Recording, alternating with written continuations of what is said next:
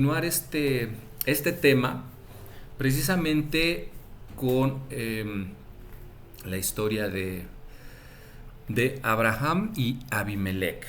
Y tenemos nosotros que esto, pues bueno, está sucediendo justamente después de lo de Sodoma y Gomorra. Ahora, vamos a ver que todo esto está ocurriendo en algunos momentos clave y fuertes en la vida de Abraham, porque viene pues precisamente de la intercesión que él hizo por Sodoma y Gomorra, por su familia, que intercedió por los justos y que pues vemos la mano de Dios. Sin embargo, vamos a ver en este punto que hay nuevamente una debilidad, nuevamente esa humanidad que también pues él tenía, al igual que la tenemos nosotros, pero al igual que él, pues bueno, en el Señor está con nosotros y es como podemos caminar con seguridad. Este pasaje de Génesis 20, que ahorita vamos a irlo leyendo, nos recuerda mucho a Génesis 12, cuando Abraham hizo algo similar en Egipto con el faraón. Realmente estamos viendo que los humanos, los seres humanos, tendemos a hacer las cosas aunque sabemos que no son la mejor manera. A veces nos vence un poquito tal vez el miedo, el temor, la desconfianza y hacemos cosas que no están tan alineadas, ¿no? Pero creo que es importante ver que en las escrituras no dejan cosas sin que se apeguen a nosotros, a los humanos. No estamos viendo superhéroes, hombres infalibles, perfectos. Por el contrario, estamos viendo personas que creían a Dios, que seguían a Dios, pero que eran tan falibles como cualquiera de nosotros. Aún los escogidos de Dios pueden cometer errores y en repetidas ocasiones, ¿no? Pero algo importante, yo creo que la enseñanza medular es que la fidelidad de Dios permanece constante a pesar de todo esto. Y vamos a ver que aquí Abraham desciende a Gerar, vamos a ver un poquito aquí. Sara vuelve a ser presentada como hermana, pero vemos que Dios interviene para poder preservar esa promesa que había hecho, porque sí o sí, cuando Dios promete algo, se tiene que llevar a cabo. Entonces, así tenga él mismo que intervenir para que las cosas sucedan, se tienen que llevar a cabo. Y vamos a ver cómo a veces la integridad no es exclusiva de las personas o de los hombres que creen directamente en Dios. Vamos a verlo aquí en esta historia, pero vamos a ver que es precisamente esa integridad que hay un cierto temor, ¿no? Y Abraham, por su parte, pues es restaurado y vuelve a interceder Abraham. Vamos a ir entrando aquí en la historia. Empezamos en Génesis 21. Dice, de allí partió Abraham a la tierra del Negev y acampó entre Cades y Shur y habitó como forastero en Gerar. Y vamos a ver entonces lo que nos dice este primer versículo es que Abraham viaja de un lugar a otro y se establece temporalmente en otro lugar. Este lugar, bueno, pues nos dice la geografía que es un territorio que pertenece al territorio filisteo y que, pues bueno, él llega a ese lugar. Precisamente, pues a tener pues todo lo que tenía que vivir, todas esas pruebas, todo ese aprendizaje que tenía que tener él mismo para poder guiar al pueblo, para poder sentar las bases y para poder llegar a trascender hasta hoy día, que estamos viendo su descendencia y estamos viendo pues el cumplimiento de la promesa. Entonces, vemos aquí varios detalles, ¿no? En este caso, el contexto geográfico nos dice que Gerar estaba ubicada al sur de Canaán, entre Gaza y Beersheba. Vamos a poner un mapita para darnos la idea. Aquí vemos en el mapa, vemos dónde está Gerar, ahí vemos Gaza y vemos Beersheba, y vemos que todo este lugar es la tierra de Canaán. Por eso nos dice que estaba al sur. Entonces tenemos ahí donde estaba ubicada. Ahora, ¿qué tiene que ver esta parte geográfica? Recordemos que nosotros estamos entrando a ver las escrituras pues desde la parte geográfica, arqueológica, cultural, precisamente para entender un poquito más. No son caprichos de la escritura, sino más bien tiene una razón de ser, por qué estaba ahí. Regresemos a la diapositiva que teníamos. Entonces, vamos a ver que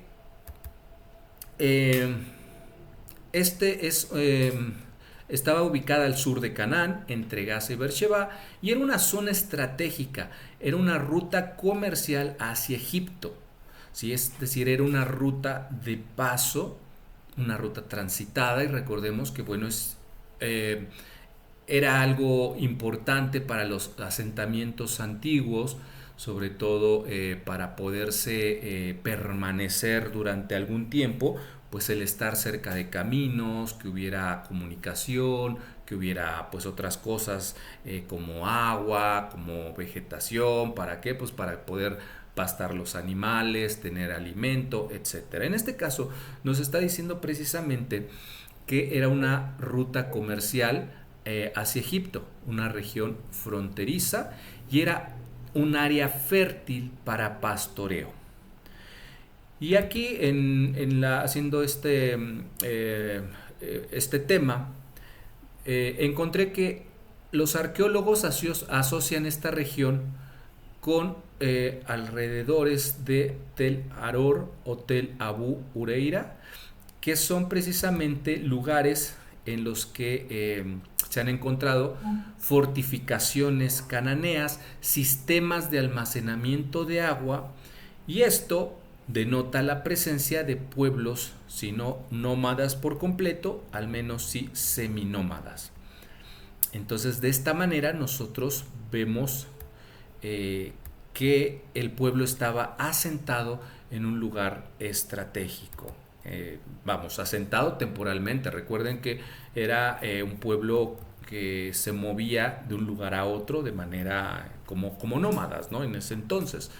Pero era importante dónde estaban. No era donde fuera, sino era un lugar que les fuera a dar cierta protección, cierto sustento.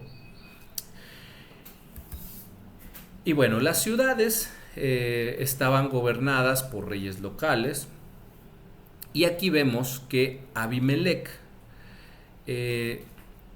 es uno de esos quienes estaban gobernando, ¿no? Encontré que Abimelech probablemente, digo, y eso no lo puedo yo asegurar, probablemente es un título dinástico y no un nombre propio, probablemente. Sin embargo, pues bueno, nosotros nos referimos a este personaje como Abimelech. Ahora, los patriarcas eran, por decirlo de alguna manera, extranjeros residentes, es decir, no poseían territorio propio, así como estamos viendo ahorita con Abraham, que no era un territorio propio, tenían su clan, tenían a los suyos, tenían sus pertenencias, pero iban de un lugar a otro. Entonces, aquí tenían mucho que ver que se asentaban con cierto permiso, no es de que llegaran y se asentaran porque sí, porque obviamente pues si era un lugar que tenía pues digamos estaba bajo el mando de alguien, pues tenían que reportarse, por decirlo de alguna manera. Entonces, de esta manera vemos y entendemos, aunque en la escritura no nos lo dice como tal, pero entendemos de esa manera cultural y antigua que había que acercarse con los gobernantes pues para, o en dado momento ellos se acercaban, pero había que pactar, que negociar, que llegar a un acuerdo para poder permanecer en ese lugar, ¿no? Eh, los estudiosos judíos, y esto no viene en las escrituras, pero comentan o creen que Abraham se desplazó debido a la devastación causada por la destrucción de Sodoma. Porque si vemos, pues bueno, fue algo grande, si recordamos, no fue un pequeño incendio de un pastizal, sino fue toda la ciudad y todo lo que estaba alrededor. Entonces probablemente hasta se había contaminado el ambiente, el lugar, el agua, los animales, no lo sé, pero hay quienes dicen que probablemente a eso se debió que se haya movido. Ahora, vemos aquí esta palabra que nos habla la escritura, habitar temporalmente, que es gur, y que tiene que ver con residencia provisional. Y esta frase o este término tiene que ver con nosotros mismos también, porque sabemos que somos residentes temporales de este mundo, que nuestra morada permanente está en otro lugar. Entonces nosotros, por ende, también aplicamos en este término de gur, ¿sí? Y la vida de Abraham, pues siempre fue un peregrinar, ir siempre de un lugar a otro. Ahí fue donde transcurrió toda la vida de Abraham. Ahora, vemos que llegó a un lugar y se asentó, y si pasamos nosotros a Génesis 22, dice: y dijo Abraham de Sara su mujer, es mi hermana. Y Abimelech, rey de Gerar, envió y tomó a Sara. Y aquí estamos viendo que Sara es presentada como su hermana. ¿Por qué? Porque Abraham teme por su vida, ¿no? Y vamos a ver en el contexto cultural qué sucede.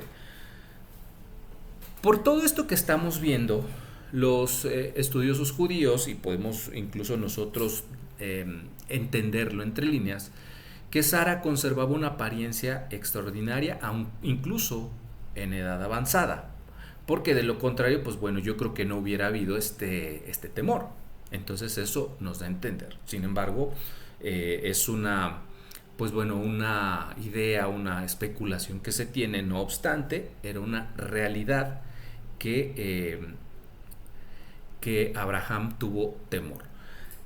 Ahora, culturalmente en la antigüedad, una mujer hermosa podía provocar conflictos, incluso políticos, y hemos visto en las escrituras que más de una vez hay ese tipo de romances, llamémoslo de una manera, que provocan cosas, conflictos, incluso batallas, ¿sí? Provocan rivalidades. Entonces, esta no era la excepción. Ahora, una realidad, recordemos que como nómadas, pues estaban llegando al territorio de alguien más. No era Abraham, aunque él tenía la promesa de la tierra, no era todavía de él, no tenía título de propiedad, no había conquistado aún nada. Entonces él seguía siendo un extranjero, un nómada, por lo tanto podía ser eliminado. Y por esta razón es que él teme por esto que estamos comentando. Y si hubiese sucedido esto, hubiese terminado el linaje y con ello la promesa de Dios para Abraham por medio de Sara. Ahora, aquí dice, y dijo Abraham de Sara su mujer, es mi hermana. En la escritura dice ajot, y ajot es el término que se designa para hermana o pariente cercana. Hay cierta ambigüedad con esto, Y vamos a ver que eso lo aclara posteriormente el mismo Abraham, pero es importante entender que cuando se traduce de un idioma a otro, a veces los conceptos se truncan o se les corta un poquito de la amplitud que tienen. En este caso, no es solamente hermana, sino también es un parentesco cercano, una cercanía de parentesco consanguíneo. ¿Sí? Entonces, aunque la escritura dice hermana, en el hebreo dice ajot, y que puede significar hermana o pariente cercana. Ahora, vemos también que está ocurriendo nuevamente lo que decíamos hace un momento que había pasado en Egipto. Y aquí las escrituras destacan un patrón que incluso los hombres justos enfrentan pruebas y pueden mostrar debilidad. Y vemos que precisamente el tener fe, sabemos que Abraham es el padre de la fe, pero la fe no elimina automáticamente nuestra debilidad humana. El creer no nos hace fuertes, pero sabemos la fortaleza de quien viene. Entonces es de donde debemos asirnos y de donde debemos estar todo el tiempo tomados. Por eso es importante pararnos, fundamentarnos sobre la roca inamovible, ¿sí? sobre esa roca fundamental, la piedra angular, porque es la que le da fuerza a todo. Entonces aquí vemos precisamente que esa fuerza proviene de Dios. Ahora, si seguimos con este relato, vemos que posteriormente Dios interviene para pues arreglar lo que no estaba tan correcto, por decirlo de alguna forma.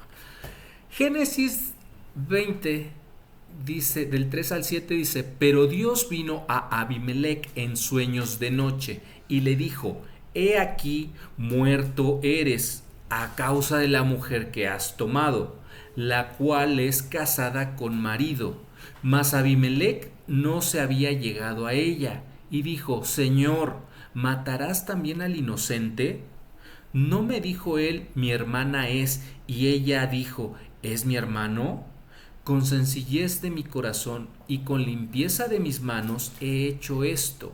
Y le dijo Dios en sueños, yo también sé que con integridad en tu corazón has hecho esto, y yo también te detuve de pecar contra mí, y así no te permití que la tocases. Ahora pues, devuelve la mujer a su marido, porque es profeta y orará por ti y vivirás. Y si no la devolvieres, sabe que de cierto morirás tú y todos los tuyos. Y bueno, vemos aquí varias cosas interesantes. La primera es que Dios interviene. Si Dios interviene para arreglar este problema. Dios visita a Abimelec. Aquí fue Dios el que, digamos, de alguna manera tuvo el acercamiento con Abimelec. Entonces Dios lo visita en sueños, lo confronta directamente, pero al escuchar a Abimelec declara la inocencia del rey porque entiende que lo que le dice es verdad y entiende que tal cual las palabras que le está diciendo son, porque Dios conoce tu corazón, Dios conoce el corazón mío, el corazón de Abimelec, el de todos. Él sabe, Él conoce el corazón humano. Y vemos aquí cómo implícitamente Dios gobierna no solo sobre Israel, sino también sobre las naciones. ¿Por qué? Porque estamos viendo aquí a un rey que nada tenía que ver con Israel, con la naciente nación que estaba gestándose, Sin embargo, vemos que Dios interviene, se le aparece, pone orden y él, Abimelech, en su entendimiento, hizo las cosas correctas. Si vemos, las escrituras nos hablan continuamente de sueños y aquí Dios visita a Abimelech en sueños y vemos eso con Daniel, la parte de los sueños, incluso las profecías dicen que habrá los jóvenes verán visiones y tendrán sueños. Estamos viendo que la parte de los sueños tiene un peso importante en las escrituras, porque se consideraban en la antigüedad medios legítimos de comunicación con Dios. Hoy día probablemente nosotros ya no lo vemos tan así. ¿Por qué? Porque hoy tenemos al Espíritu Santo que está con nosotros y mora con nosotros. Y eso no lo tenían en ese entonces. Por eso, una manera que para ellos era muy real, mucho más que hoy en día, eran los sueños. Para nosotros ahorita pues, no descansaste bien, soñaste y tuviste una mala noche, ¿no? Pero en ese entonces era muy diferente. Y ahora Dios, siendo el Dios de Abraham, se le aparece a Abimelech, alguien que no lo conocía, alguien que no le daba la gloria. ¿Por qué? Porque el pacto está por encima de cualquier cosa. Y Dios es un Dios de justicia, de orden, pero de justicia. Y Dios reconoce explícitamente la integridad de Abimelech. Y esto también nos tiene que recordar que eso no solamente fue en el Antiguo Testamento, sino en el Nuevo. También vemos cómo Dios reconoce a los justos. Vemos en Hechos 10 la historia de Cornelio. Voy a leer un pedacito nada más del 1 al 4, que dice: había en Cesarea un hombre llamado Cornelio, centurión de la compañía llamada la italiana, piadoso y temeroso de Dios con toda su casa, y que hacía muchas limosnas al pueblo y oraba a Dios siempre. Este vio claramente en una visión como a la hora novena del día que un ángel de Dios entraba donde él estaba y le decía: Cornelio. Él, mirándole fijamente y atemorizado, dijo: ¿qué es, Señor? Y le dijo: tus oraciones y tus limosnas han subido para memoria delante de Dios. Y aquí vemos un patrón muy similar a lo que está pasando aquí en esta historia con Abimelech, porque vemos a alguien que no le da la honra a Dios, que no le da la gloria a Dios, pero que reconoce la justicia y sabe cuando algo no está bien, o sabe cuándo hacer lo correcto. Y aquí vemos este patrón también en el nuevo pacto. Y bueno, aquí vemos la defensa de Abimelech, que él pide justicia a Dios. Dice, igual vamos a leer un pedacito de igual Génesis 20, del 4 al 5, ya habíamos leído, pero ahora vamos a enfocarnos en esos dos. Dice: mas Abimelech no se había llegado a ella, y dijo: Señor, ¿matarás también al inocente?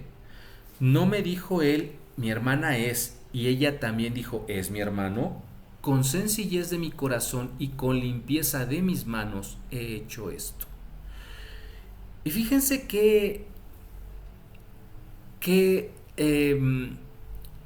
transparencia hay en las palabras que está diciendo, porque está él intercediendo por sí mismo, está defendiéndose a sí mismo, tal como Abraham lo había hecho hace poquito tiempo. ¿Sí? Matarás también al inocente, y es lo mismo que Abraham había dicho. Y si hubiere tantos justos aún así, entonces está intercediendo de una manera sabia y con sencillez de corazón. Él actuó con integridad, aunque no conocía la verdad completa, conocía la verdad que alguien le había dicho. Entonces, vamos a ver aquí esta parte. Abimelech declara su inocencia. Actuó con integridad y desconocía la verdad completa. Por eso, a pesar de que no era lo correcto, pero él no tenía la otra perspectiva. De ser así, todo apunta a que no lo hubiera hecho. Que habría matado a Abraham, pues no lo sabemos, probablemente, ¿no? Eso no lo podemos saber, pero de que él sabía que no hubiera sido correcto tomar a Sara, pues bueno, todo apunta que así fue, así debería ser, ¿no? Ahora, vamos a ver que tenemos en esa frase de la integridad de corazón, Tom Lebab, que es una sinceridad moral, una sinceridad honesta, una confesión desde lo profundo del corazón, o sea, es la verdad, no tengo nada que ocultar. Y eso es algo que creo que Dios observa mucho. Dios escudriña el corazón más que otra cosa. Eh, y esto también podría remontarnos precisamente al corazón, al nuevo pacto. Romanos 2, del 1 al 2, dice: por lo cual eres inexcusable, oh hombre, quien quiera que seas tú que juzgas, pues en lo que juzgas a otro te condenas a ti mismo, porque tú que juzgas haces lo mismo. Entonces, ¿de qué estamos hablando? De la integridad del corazón. Que lo que estás expresando con tu voz sea lo mismo que haya dentro de tu corazón. Y no como dice Romanos, que estamos juzgando, pero dentro estamos haciendo lo mismo, porque nos estamos condenando a nosotros mismos. Entonces, vemos cómo el antiguo pacto y el nuevo pacto, el Antiguo Testamento y el Nuevo Testamento están súper ligados en muchos ámbitos, desde en lo fundamental, hasta en el cumplimiento el uno con el otro. Ahora, Dios, como decíamos, obra y protege lo que Él había prometido. Vemos en Génesis 20, del 6 al 7, que dice: y le dijo Dios en sueños: yo también sé que con integridad de tu corazón has hecho esto. Y yo también te detuve de pecar contra mí, y así no te permití que la tocases.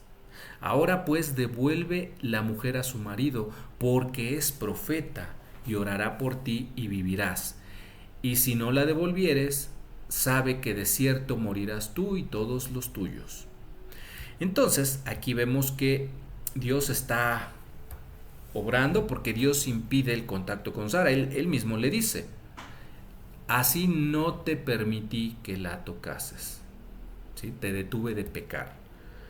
¿Por qué? Porque está protegiendo una promesa que él había hecho, y sin dudarlo, Isaac tiene que nacer porque es la promesa.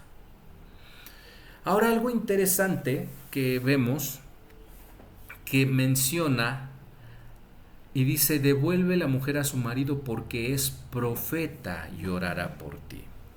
Y aquí vemos que es la primera mención en las escrituras de esta palabra, y que se vincula a la intercesión, ¿sí? Que está intercediendo. Vemos que Abraham ya intercedió en ocasiones anteriores y que va a interceder en ocasiones futuras, como acá lo estamos viendo.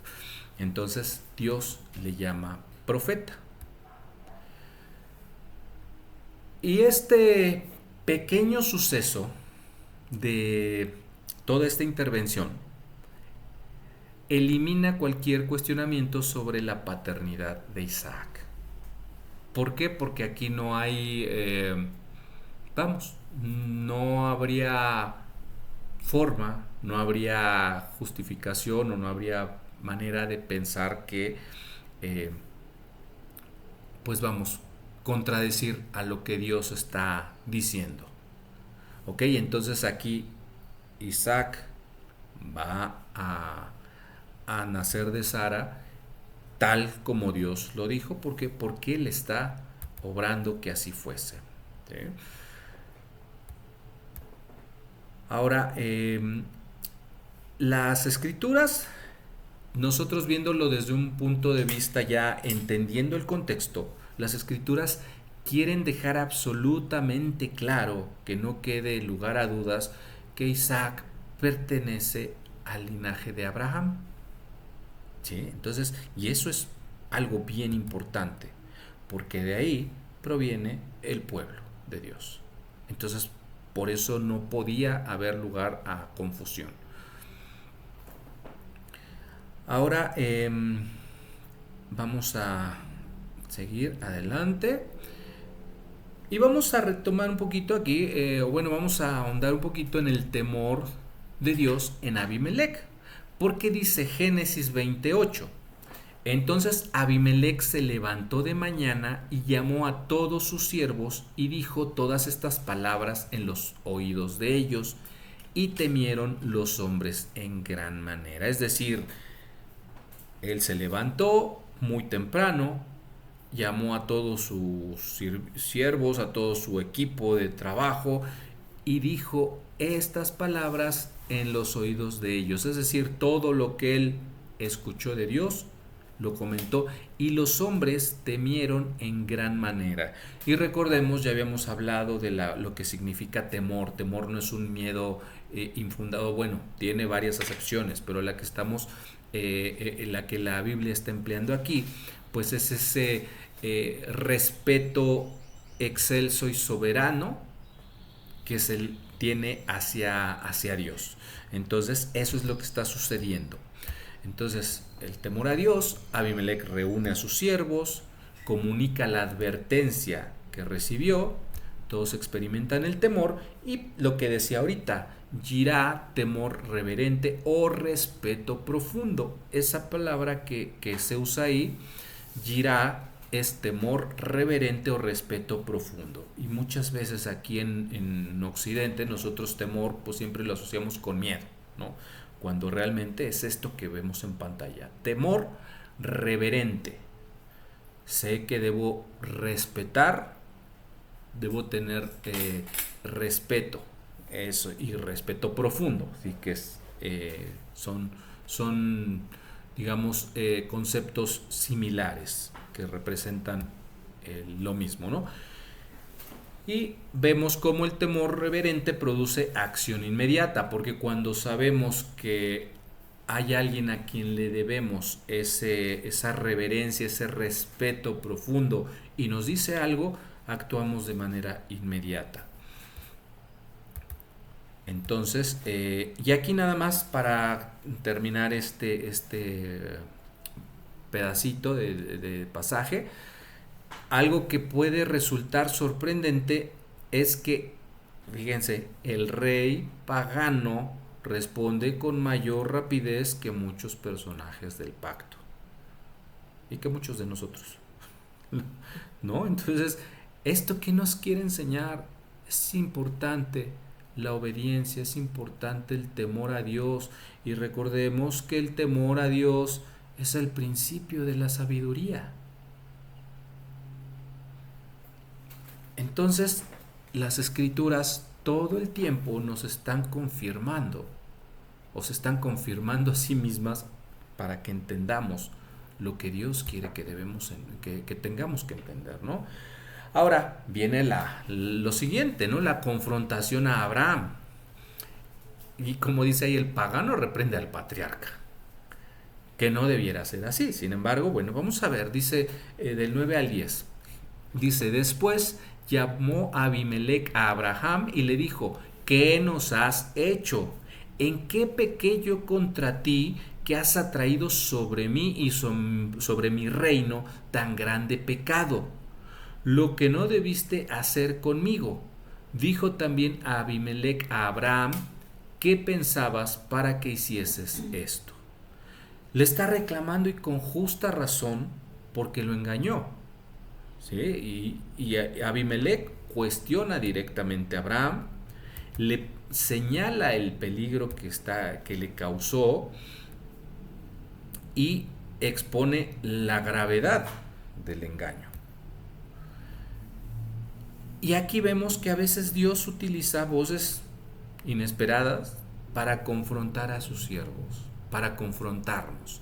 A veces cuando alguien nos llama la atención, nos reprende, nos regaña, a veces no es esa persona, sino es Dios que nos quiere llamar a que volteemos otra vez a su palabra y hacer lo correcto, lo que debemos hacer. Entonces, vemos que aquí, pues, si estamos viendo quién es Abraham y la promesa que tiene Dios para con él, pues lo lógico sería que Abraham fuera a corregir a Abimelec, que fuera a presentarle a Dios y fuera a poner orden. Pero resulta que fue al revés. Y esto, pues, como digo, como lo he dicho, no es un error, es simplemente muestra de que el amor de Dios, la gracia de Dios, es lo más importante para que nosotros podamos alcanzar ese perdón, esa salvación. Entonces, hacer las cosas no es hacer las cosas correctas no es de perfección, sino es de entendimiento. Entonces, vemos ahora, por otra parte, la explicación de Abraham. Dice del 11 al 13: y Abraham respondió: porque dije para mí, ciertamente no hay temor de Dios en este lugar, y me matarán por causa de mi mujer, y a la verdad también es mi hermana, hija de mi padre, mas no hija de mi madre, y la tomé por mujer. Y cuando Dios me hizo salir errante de la casa de mi padre, yo le dije: esta es la merced que tú harás conmigo, que en todos los lugares a donde lleguemos digas de mí: mi hermano es. Y aquí lo que hace es precisamente, Abraham explica su razonamiento. Y como, ajá, y como habíamos dicho hace un momento, al inicio, Abraham temía ser asesinado, Abraham temía por su vida. Por eso es que incluso aquí vemos que desde antes se habían puesto de acuerdo. En todos los lugares a donde lleguemos dirás de mí: mi hermano es. O sea, ya era como que un plan que tenían, un pacto que habían hecho ellos, que en todos lugares donde fueran iban a hacerse pasar por hermanos. ¿Para qué? Precisamente para lo que decíamos al inicio, ¿no? Evitar alguna confrontación y que terminara pues mal la situación. Y no es justificación, pero yo creo que pues en ese entonces pues pesaba mucho esa parte, y tenía, pues digo, yo creo que si lo pasáramos al día de hoy, pues yo creo que a todos nos daría temor y probablemente haríamos lo mismo, ¿no? No fue una mentira a medias, una verdad a medias. Exactamente, ahí, o sea, y es lo que a veces decimos, no, bueno, pues ¿qué tanto es tantito? O sea, ¿qué puede pasar, no? O sea, sí le estoy diciendo la verdad, pero no toda, ¿no? Y exactamente lo mismo pasó aquí en la historia, a veces nos pasa lo mismo, y es la verdad de las cosas, ¿no? Entonces, las verdades a medias pueden producir consecuencias completas, y esto es importante entenderlo, ¿no? Las medias verdades pueden traer consecuencias completas. O sea, bueno fuera que una media verdad trajera media consecuencia, pero no es así, ¿no? Entonces, por eso es tan importante, pues, ser íntegros todo el tiempo. Ser íntegros es no solamente en un momento determinado, sino en todos los aspectos y en todos los momentos de la vida, hacer conforme a la voluntad de Dios. Y algo que vemos también y que en las escrituras pues de repente es una constante que se señala que no debemos hacer, y lo acabamos de leer hace un ratito, lo leí del Nuevo Testamento. Dice, Abraham juzgó incorrectamente a los habitantes de Gerar, porque le dice, Abraham respondió, porque dije para mí, o sea, lo pensé, ciertamente no hay temor de Dios en este lugar y me matarán por causa de mi mujer. O sea, él pensó por ellos, pensó desde antes que ellos tuvieran siquiera alguna intención de hacer las cosas, ¿no? Entonces, aquí nos demuestra la escritura también que pues no es cosa buena pensar o juzgar o predisponer las cosas en los demás. Y paradójicamente, ellos mostraron más temor de Dios que el propio Abraham, porque reaccionaron, y como lo dijimos hace un rato, o sea, el mismo Abimelech no se opuso, dio una defensa de sí mismo muy clara, muy real, muy humana, muy sincera. Dios lo aceptó, concedió el perdón, pero pues dijo, tienes que resarcir lo que sucedió. Fue con todos los suyos, con su pueblo, se me fue el nombre, sus siervos, les puso al tanto y todos actuaron de inmediato. Entonces, estamos viendo que paradójicamente ellos mostraron más temor de Dios que Abraham, Abraham conociendo a Dios, tuvo más miedo de ellos, ¿no? Los juzgó y tuvo más miedo. Y bueno, se observa cómo el temor llevó a Abraham a actuar desde una autopercepción, desde cómo yo percibo las cosas y así son. O sea, yo percibo que este pueblo está mal y que si hago esto van a ser ellos así, cuando la realidad es que no sabemos, ¿no? Y a veces nos pasa que juzgamos antes de tiempo. Ahora viene esta parte de la restauración de pública. Vamos a ver del 14 al 16. Dice, entonces Abimelech tomó ovejas y vacas y siervos y siervas y se los dio a Abraham y le devolvió a Sara su mujer. Y dijo, Abimelech, he aquí mi tierra está delante de ti, habita donde bien te parezca. Y a Sara dijo, he aquí he dado 1000 monedas de plata a tu hermano para que él te es como un velo para los ojos, para que él te es como un velo para los ojos de todos los que están contigo y para con todos. Y así fue vindicada. Ahora, vamos a ver que Dios restituye y restaura lo que los hombres quebrantan. Sara es restituida públicamente. No fue cualquier cosa, fue públicamente. La honra de Sara es defendida y es restituida. Abraham recibe compensación y se elimina toda sospecha acerca de Sara antes y queda protegida antes del nacimiento de Isaac.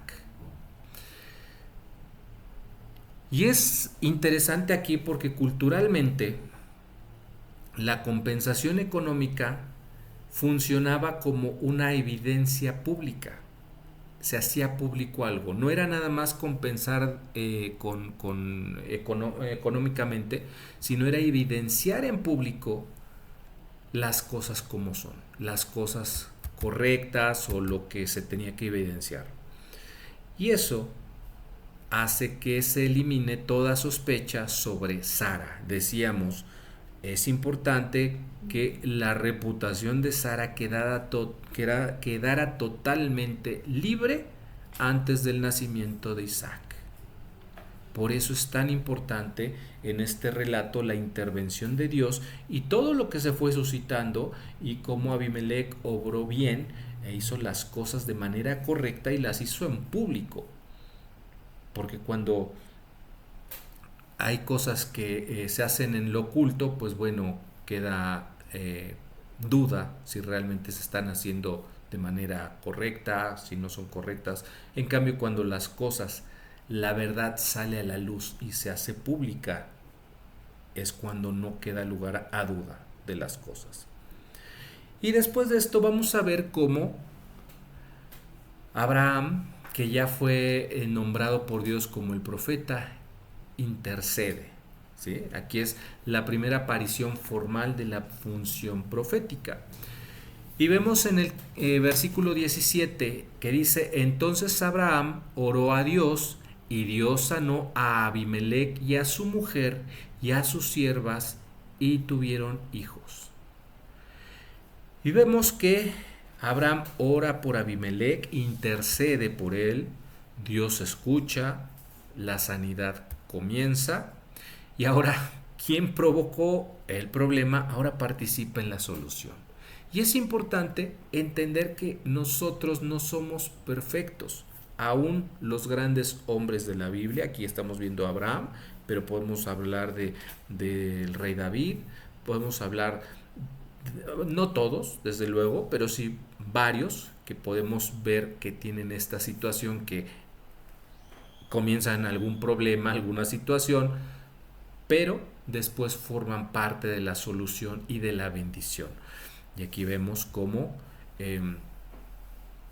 Jesús también en el nuevo pacto enseña a orar por quienes nos han hecho mal. Hay que bendecir incluso a los que nos hacen mal. Aquí obviamente Abimelec no le hizo ningún mal, simplemente estamos viendo que todo esto va alineado con lo que Yeshua vino a proclamar, ¿sí? A proclamar aquí en la tierra. Entonces, la verdadera restauración culmina cuando hay verdadero perdón. Es cuando realmente perdonamos. Y hemos hablado del perdón en otras ocasiones y decimos qué difícil es perdonar, qué difícil es soltar las cosas a veces. O sea, muchas veces decimos perdono pero no olvido. Perdón, pero eso no es perdón, valga la redundancia, ¿no? O sea, el perdón, ok, la realidad es que mientras tengamos memoria no vamos a olvidar las cosas, pero depende cómo las estemos recordando, ¿no? Si las recordamos con ese coraje, esa ira, ese enojo, pues bueno, no hay un verdadero perdón, simplemente está de labios para afuera. Entonces, aquí la verdadera restauración es cuando hay verdadero perdón. Y eso es lo que nosotros tenemos que entender, que debemos de bendecir a otros y perdonar a otros. Y Dios, para cerrar, pues vemos, para terminar, abre caminos cerrados. En el versículo 18 dice: porque Jehová había cerrado completamente toda matriz de la casa de Abimelec a causa de Sara, mujer de Abraham. Entonces vemos que después de todo esto que sucedió, que Dios había cerrado los vientres de las mujeres, Dios restaura la fertilidad, la situación contraria, el problema que aquejaba termina, porque toda la vida proviene finalmente de Dios, ¿sí? Él es quien cierra puertas que nadie puede abrir y quien abre puertas que nadie puede cerrar, y eso lo tenemos en el último libro de la Biblia. Estamos en el primer libro de la Biblia y estamos viendo esta semejanza de que Él es quien cierra vientres y quien los puede abrir, quien quita la vida y quien la da, y vemos en el último libro de las Escrituras que el mismo Yeshua es quien abre puertas que nadie puede cerrar y cierra puertas que nadie puede abrir. Y recordemos, ya nada más para terminar, que la fertilidad es un tema central en Génesis, en Bereshit y en la historia antigua. O sea, dejar descendencia, dejar una dinastía era imprescindible y bien importante en ese entonces. Hoy tal vez, pues digo, ya no lo es, por eso lo vemos muy diferente. Aparte, nuestra civilización, cultura occidental es diferente, pero nosotros vemos cómo en ese entonces, pues sí era súper, súper importante. ¿Sí? Y vemos que esto, precisamente esta fertilidad, va a afectar también a Sara, de quien van a ser Isaac por voluntad divina. Porque como vemos ahí, como dice, toda la vida proviene finalmente de Dios. Entonces, nosotros, ¿qué vamos a entender y qué debemos poner por obra? Bueno, hay varias cosas que debemos entender. Dios protege sus promesas. La gracia de Dios supera nuestros errores. Así sea Abraham, el padre de la fe, tuvo errores. Y la gracia de Dios supera esos errores. La integridad es bien importante, lo vimos con Abimelech. Y aquí, pues, las escrituras nos dan una lección muy clara que cuán importante es la integridad, que no importa de dónde venga, mientras sea íntegra, la persona va a hacer lo correcto. ¿Sí? Entonces, aquí vemos cómo importa la integridad.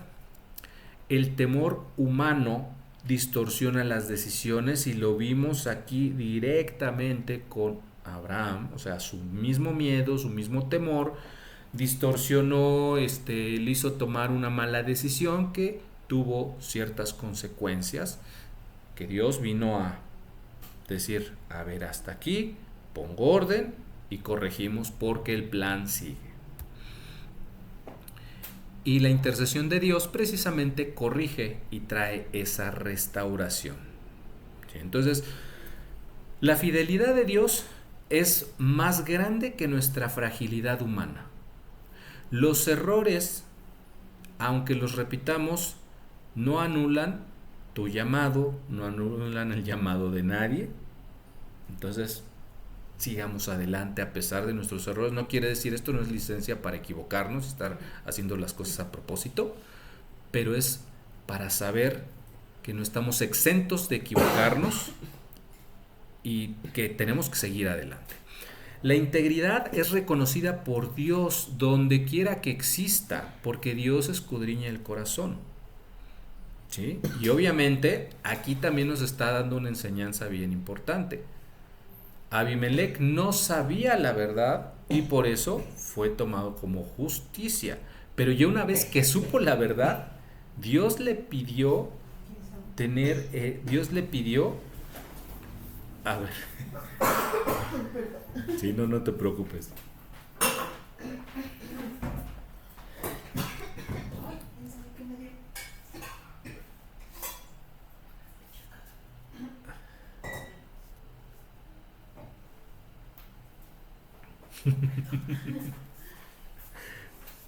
Bueno, y estamos viendo aquí entonces que la integridad es reconocida por Dios donde quiera que exista. ¿Sí? Pero vimos que Dios aceptó la defensa de Abimelech porque desconocía. Pero una vez que Dios ya le dio a conocer las cosas, le dijo, ahora tienes que proceder conforme a la verdad completa. Entonces, que ignoremos las cosas, pues bueno, eso, vamos, ahí tendremos nosotros esa, pues no sé cómo decirlo, o sea, es la realidad sobre la que estamos, pero una vez que entramos al conocimiento de las escrituras, al conocimiento de Dios, al conocimiento de la verdad, no hay vuelta atrás. Tenemos que seguir adelante conforme a las escrituras. Y esto es todo lo que estamos viendo en este capítulo 20 de Bereshit. Entonces, para terminar el día de hoy, ¿qué nos dice Génesis 20? Vivir confiando en la fidelidad de Dios, no actuar desde el miedo, confiar en las promesas de Dios, mantener la integridad en cualquier circunstancia, interceder incluso por quienes nos confrontan y descansar en la soberanía de Dios. Génesis 20 no es una historia del error de Abraham, es una historia acerca de la fidelidad de Dios. Porque a veces vemos, Abraham falló, ¿no? O sea, sí, es parte de lo que tenemos que aprender. Pero más grande es la fidelidad de Dios desde entonces hasta hoy. Vemos que Abraham falla, Sara queda expuesta, Abimelech lo confunden, pero Dios permanece al frente de cada uno de los detalles. Entonces, la redención nunca depende de la perfección humana, depende de la fidelidad de Dios. Así como el perdón no es por obras humanas, sino es por la gracia de Dios, por medio de su Hijo, Yeshua. Así todo el tiempo las cosas no dependen de nosotros como humanos, que debemos actuar conforme a lo que las Escrituras dicen, desde luego que sí. Pero todo depende de Dios. Y aquí cerramos el día de hoy con una pregunta que yo te invito a que te hagas. ¿Estoy tomando decisiones desde el temor o desde la confianza en las promesas de Dios? Porque a veces no hacemos las cosas porque la Biblia condena tal cosa. Pero debemos hacerlo desde la confianza, evitar hacer las cosas que no son agradables a Dios, desde la confianza en Dios y desde el amor a Dios. Entonces, la respuesta a esta pregunta pues nos va a determinar grandes cosas en nuestro camino, en nuestra vida, en nuestro andar como creyentes. Amén.